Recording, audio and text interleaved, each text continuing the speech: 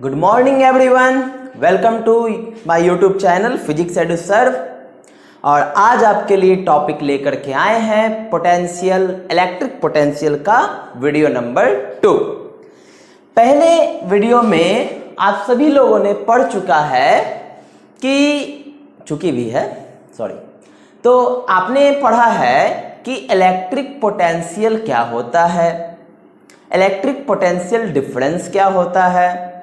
ठीक है, इतनी बातें आपने सीखी और ये सीखी कि इलेक्ट्रिक पोटेंशियल किसी पॉइंट चार्ज के कारण कितना होता है। ये बातें आप लोगों ने अच्छे से सीख ली कि अगर हमें इलेक्ट्रिक पोटेंशियल चाहिए किसी पॉइंट पर तो 1/4 पाई एप्सिलॉन नॉट Q/R इतना निकल करके आता है। ये बातें आपने पिछली क्लास में सीखी। आज की क्लास में आपको ये देखना है कि आपके पास अगर सिस्टम ऑफ चार्ज का मतलब अगर ढेर सारा चार्ज मिले तब हम उस सिचुएशन में इलेक्ट्रिक पोटेंशियल किसी पॉइंट का कैसे निकाल सकते हैं। ठीक है, या फिर इसी को हम लोग कहते हैं प्रिंसिपल ऑफ सुपरपोजिशन। जैसा कि आप लोगों ने देखा था इलेक्ट्रिक फील्ड में भी था प्रिंसिपल ऑफ सुपरपोजिशन कि अगर मल्टीपल चार्जेस आ जाते हैं तो उसकी वजह से फील्ड कैसे फाइंड आउट किया जाता है, उसकी वजह से फोर्सेस कैसे निकाला जाता है, तो उसका सुपरपोजिशन था।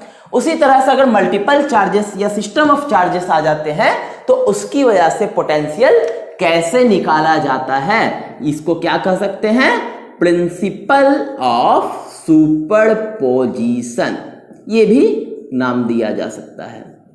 ठीक है, तो चलिए शुरू करते हैं हम और आप। मैं पढ़ाता हूं और आप लोग क्या करेंगे, पेन कॉपी निकाल करके उस पर हेडिंग लगा देंगे, potential due to system of charges या फिर प्रिंसिपल ऑफ सुपरपोजिशन। ठीक है, तो शुरू करते हैं। मान लिया जाए हमारे पास कोई पॉइंट P है, ठीक, उसके बाद यहां पर R1 डिस्टेंस पर कोई एक चार्ज रखा हुआ है Q1। ठीक है, तो अगर मैं आपसे पूछूं कि इसके कारण कितना होगा इलेक्ट्रिक पोटेंशियल, तो आप लोग साफ साफ क्या करेंगे, 1/4 पाई एप्सिलॉन नॉट, चार्ज हो गया Q1 और डिस्टेंस हो गया R1, पुट कर देंगे। ठीक है, और यहां पर जो भी चार्जेस है सारा का सारा पॉइंट चार्जेस है। ठीक है ना, अभी पॉइंट चार्जेस के बारे में बात होगी। ठीक है, इसी तरह से मान लिया जाए R2 डिस्टेंस पर Q2 चार्ज है। ठीक है, उसी तरह से R3 डिस्टेंस पर Q3 चार्ज है और इसी तरह से Rn डिस्टेंस पर Qn चार्ज है। हमारे पास ढेर सारा चार्ज है, हमको चाहिए पोटेंशियल क्या होगा। ठीक है, तो क्या होता है कि हमारे पास जो प्रिंसिपल ऑफ सुपरपोजिशन था, चाहे इलेक्ट्रिक फोर्स का हो, इलेक्ट्रोस्टैटिक फोर्स का या इलेक्ट्रिक फील्ड का, वहां पर हम लोगों ने देखा था कि चूंकि वो सब क्या था, वेक्टर क्वांटिटी था, तो उन सभी को जोड़ने के लिए हम लोग वेक्टर सम का यूज करते थे। और पिछले लेक्चर में मैं बता चुका हूं कि इलेक्ट्रिक पोटेंशियल जो है वो कैसा क्वांटिटी है, स्केलर क्वांटिटी है, जिसमें वेक्टर्स का सम करने का कोई जरूरत नहीं है।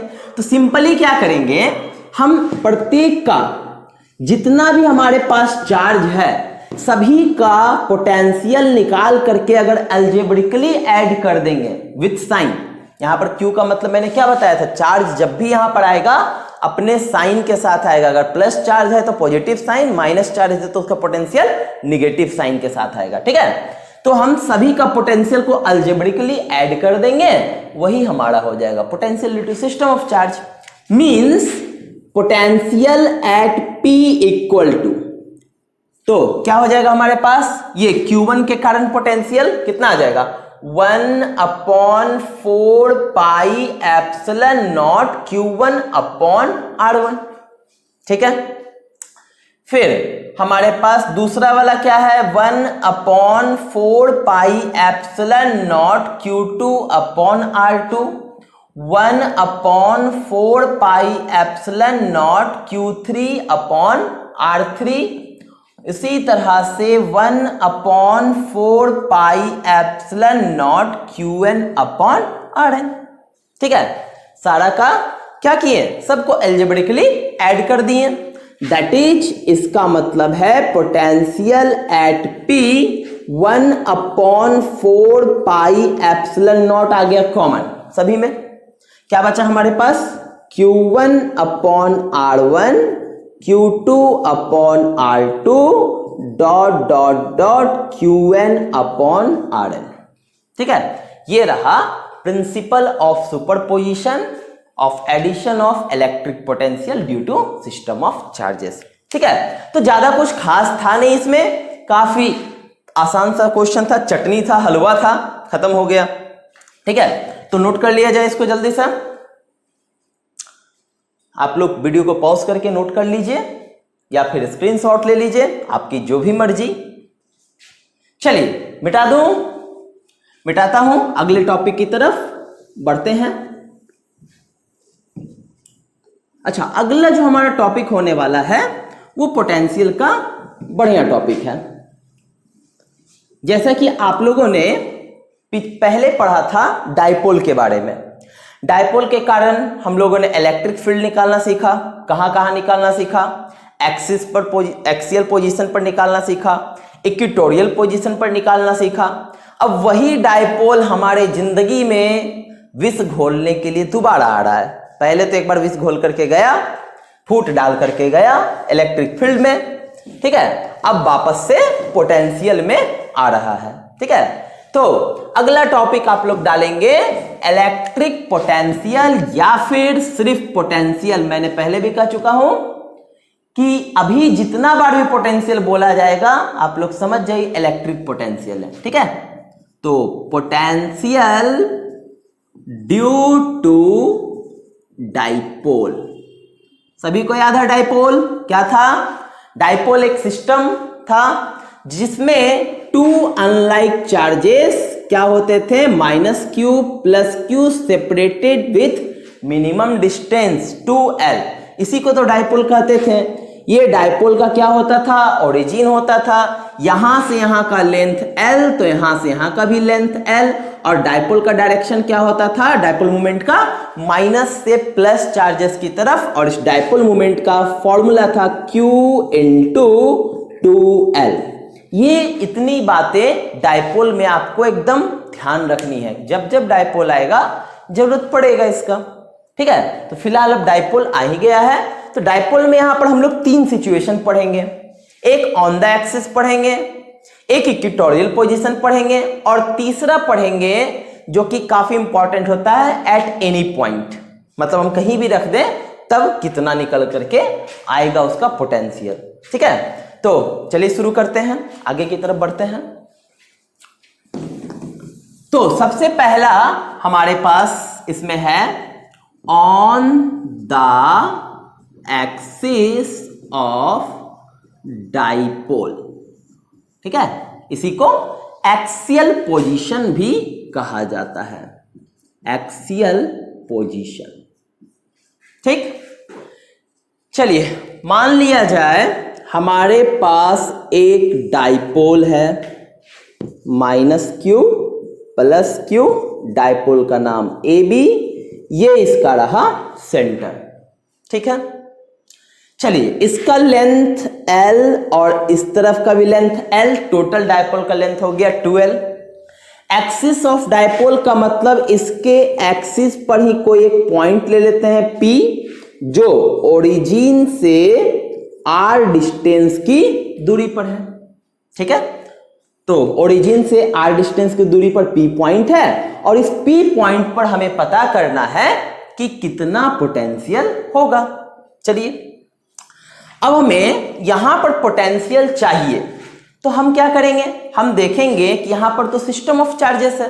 यहां पर एक चार्ज B के पास भी है, एक चार्ज A के पास भी है। तो इसके पास जो पोटेंशियल आएगा B के कारण भी होगा, और किसके कारण होगा, A के कारण भी होगा। डायरेक्शन दिखाने का जरूरत है नहीं, क्योंकि पोटेंशियल कैसा क्वांटिटी है, स्केलर क्वांटिटी है। एक चीज से तो आपको छुटकारा मिल गया, आपको तो बहुत खुशी आ रहा होगा। हाँ सर, डायरेक्शन में बहुत दिमाग खराब होता है, दिमाग का बल्ब उड़ा देता है।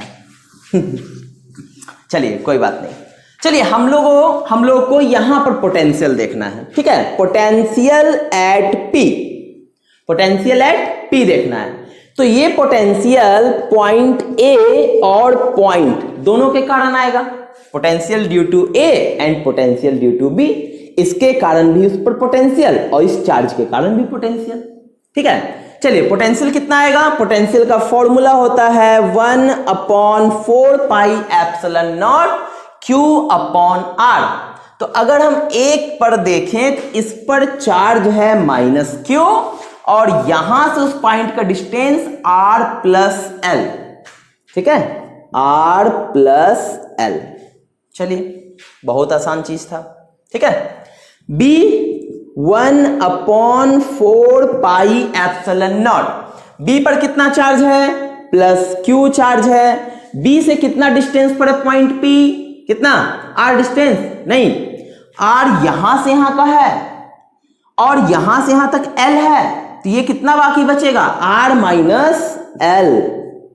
ठीक है, क्लियर है ना? ये टोटल R में से L हटा देंगे तो ये डिस्टेंस हमारा मिल जाएगा, तो R - L हो जाएगा।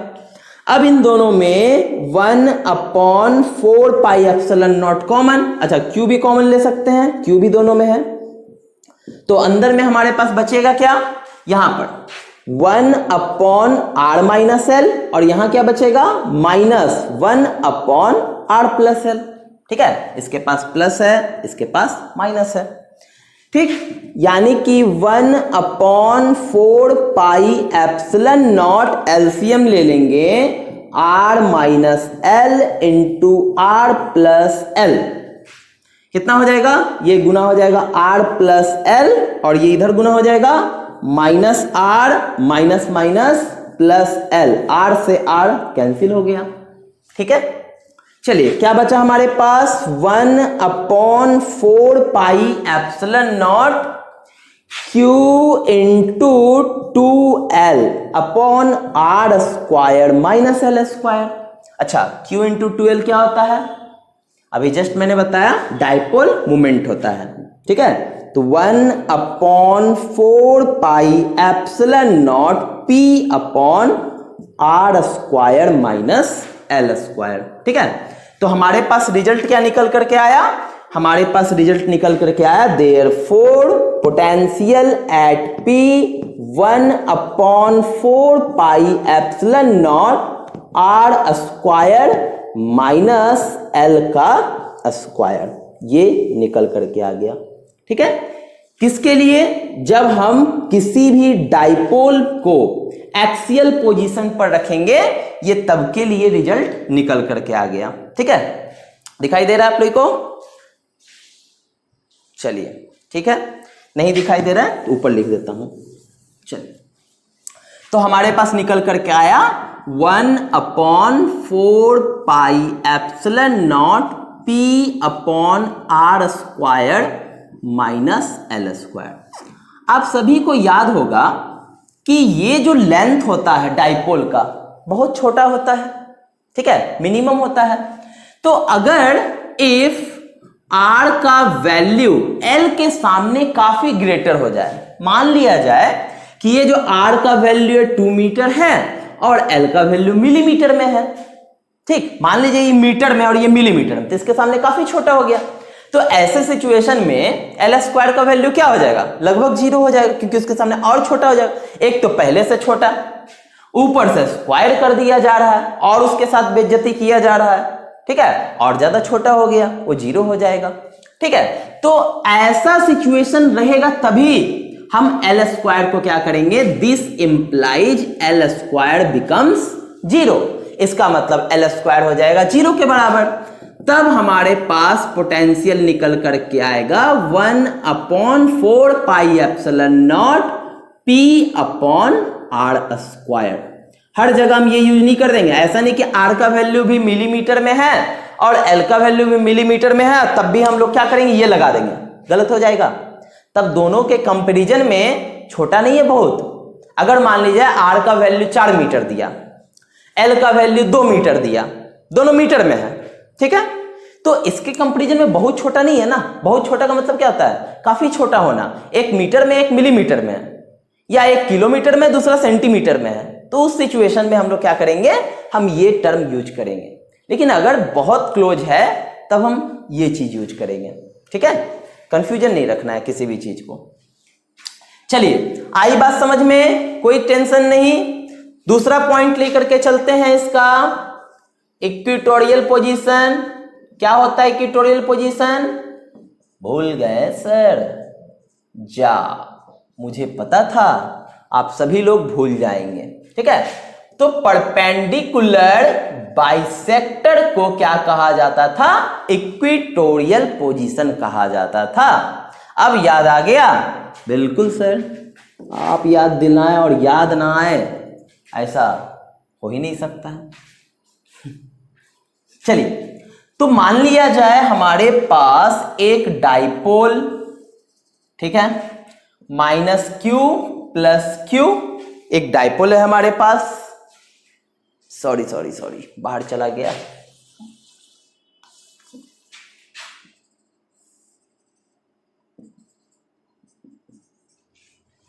ठीक है, ठीक है। चलिए, एक डाइपोल है हमारे पास, ये रहा डाइपोल का सेंटर और ये रहा इसका इक्वेटोरियल पोजीशन। थोड़ा सा टेढ़ा हो गया है, बुर्ज खलीफा, अब ठीक है। ठीक है, ये रहा इसका इक्वेटोरियल पोजीशन जो कि परपेंडिकुलर बाइसेक्टर पे है। चलिए मान लिया जाए पॉइंट ए, ये पॉइंट बी और ये पॉइंट पी, जहां पर हमको क्या निकालना है? इलेक्ट्रिक पोटेंशियल निकालना है। ठीक है, ये डिस्टेंस कितना? L, ये डिस्टेंस कितना? L, ये डिस्टेंस को मान लेते हैं y एक्सिस पर है।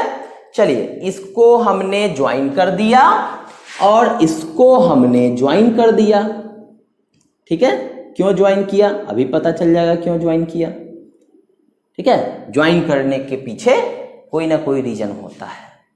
चलिए अब हमें P पर निकालना है। फिर से वही काम, प्रिंसिपल ऑफ सुपरपोजिशन अप्लाई किया जाएगा। P पर अगर हमको पोटेंशियल चाहिए तो A का पोटेंशियल और B का पोटेंशियल करना पड़ेगा क्योंकि चार्ज इसी के पास है। अगर A के पास देखें तो 1/4 pi epsilon not -q/r, distance. कौन सा डिस्टेंस लेंगे? ये वाला? छी, ये वाला नहीं, चार्ज से उस पॉइंट का डिस्टेंस देखते हैं। याद होना चाहिए आप लोगों को। कितना हो जाएगा? ये राइट एंगल ट्रायंगल है, √y² + l²। ठीक है, कितना हो जाएगा? √y²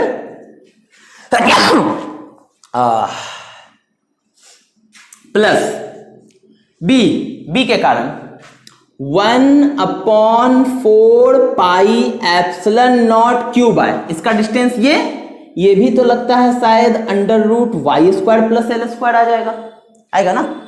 तो यहां भी आ गया √y² + l²। आप लोग देख रहे होंगे कि ये टोटल कंटेंट और ये सेम है, साइन दोनों का अलग अलग, एक प्लस में है एक माइनस में है, दोनों क्या हो जाएगा? कैंसिल। क्या निकल करके आया हमारे पास? निकल करके आया पोटेंशियल एट P इज 0। कब? इक्वेटोरियल पोजीशन पर। ठीक है, तो आपने क्या देखा? आपने देखा कि इक्वेटोरियल पोजीशन पर कहीं भी, यहां ले लें, यहां ले लें, यहां ले लें, कहीं भी ले लेंगे, डिस्टेंस तो वही रहेगा, डिस्टेंस थोड़ी चेंज होगा। ये वैल्यू वही रहेगा, एक प्लस के कारण एक माइनस के कारण। ऑलवेज कहीं भी इक्वेटोरियल पोजीशन पर रखेंगे, किसी भी डिस्टेंस y का वैल्यू कुछ भी रहे उससे कोई मतलब नहीं है, प्लस में रहे माइनस में रहे ऊपर रहे नीचे रहे कोई फर्क नहीं पड़ता है। हमेशा पोटेंशियल क्या आएगा? उसका 0 आएगा। कब आएगा? जब हमारा इक्वेटोरियल पोजीशन होगा तब। ठीक है, और ये वैल्यू कब आएगा? जब हमारा एक्सियल पोजीशन होगा तब। ठीक है, तो यहां तक बात आप लोगों को एकदम क्लियर, एकदम बढ़िया से दिमाग में घुस गई होगी, है नहीं? एकदम जब कोई भी चीज अच्छे से समझ में आती है तो चेहरे पर एकदम लंबी मुस्कान होती है। ठीक है, और नहीं आती है तो गायब हो जाती है। चलिए नोट कर लिया जाए, नोट कर लिया जाए, इसको मिटाऊंगा जल्दी से। चलिए तीसरा, एट एनी पॉइंट। अब कहीं भी रख सकते हैं। ठीक है, हम लोग इस लायक हो गए हैं कि कहीं भी हम पॉइंट रख करके निकाल सकते हैं। क्या इस लायक हो गए कि नहीं? चलिए पता चलेगा अभी। हमारे पास एक डाइपोल, फिर से एक प्लस क्यू एक माइनस क्यू, ये रहा इसका ओरिजिन, ठीक, ये रहा इसका लेंथ L और ये रहा लेंथ L। लिखने की जरूरत नहीं, अब तो आप लोग को याद होगा, ध्यान आ गया होगा, ठीक है। चलिए मान लिया जाए कि हम कोई पॉइंट ले लिए, ठीक है, P यहां पर। अच्छा P रखते हैं तो कंफ्यूजन नहीं होना चाहिए, क्योंकि डायपोल मोमेंट के लिए भी P लिखते हैं, ठीक। चलिए इस पर पॉइंट का नाम कुछ और ले लेते हैं, P के अलावा कुछ और भी पॉइंट का नाम हो जाता है। चलिए हम Z पॉइंट ले लिए, ठीक है। ये क्या कर रहा है, अब ये ना तो एक्सियल पोजीशन पर है ना ही इक्वेटोरियल पोजीशन पर है, ठीक है, दोनों में से कोई पोजीशन नहीं है, ठीक। और क्या हो रहा है, ये बना रहा है इसके साथ, एक्सिस के साथ थीटा एंगल बना रहा है, ठीक है। तो इस सिचुएशन में ये कितना पोटेंशियल जनरेट करेगा? चलिए तो सबसे पहले आप ये बताइए कि ये माइनस चार्ज है, ये प्लस चार्ज है, तो ये डायरेक्शन होगा किसका?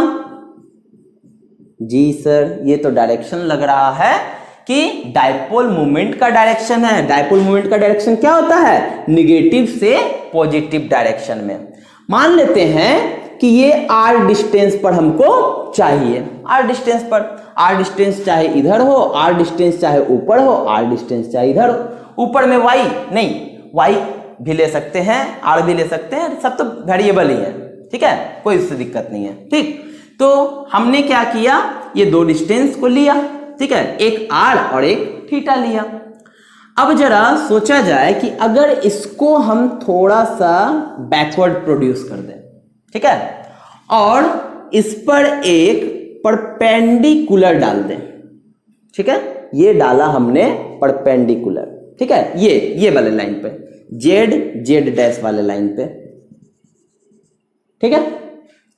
तो आप सभी को याद होगा कि ये हमारा जो लाइन है, ये जो दिख रहा है, ये एंगल साइड की तरफ नहीं चला गया, ये वाला वैल्यू एंगल साइड की तरफ चला गया, तो इसको हम लोग लिख सकते हैं P cos थीटा, और इसको हम लोग लिख सकते हैं P sin थीटा।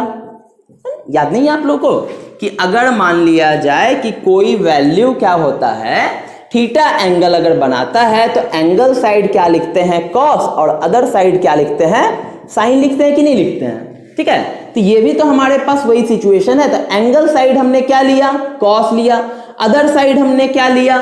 sin लिया, ठीक है। तो हमारे पास डायपोल मोमेंट का दो कंपोनेंट आ गया, एक कंपोनेंट P cos थीटा, एक कंपोनेंट P sin थीटा, दो कंपोनेंट आ गया।